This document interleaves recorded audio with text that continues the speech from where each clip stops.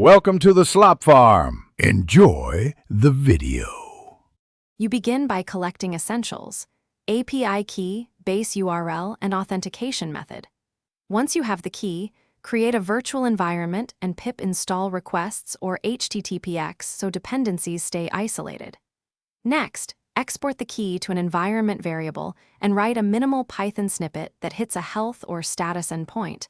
Run it to confirm connectivity. This immediate verification prevents wasted effort and proves credentials and network reach before deeper coding. You now construct real requests. Set headers including authorization and content type, and decide whether to send parameters in the query string or JSON body. Make a reusable function that accepts endpoint, method, params, and headers so you can call it from tests or production. Once done, implement pagination loops for multi-page endpoints, inspect rate limit headers to back off, and raise or log when status codes indicate errors so you catch problems early in the workflow. You finish by parsing and validating the JSON payload. Extract required fields and coerce types so downstream code is predictable.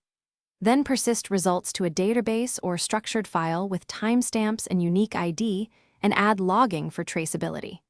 Finally, implement retries with exponential backoff for 5xx or network timeouts, and respect rate limits.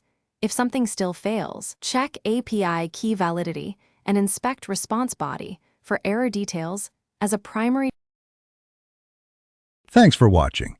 Consider subscribing if we helped you today.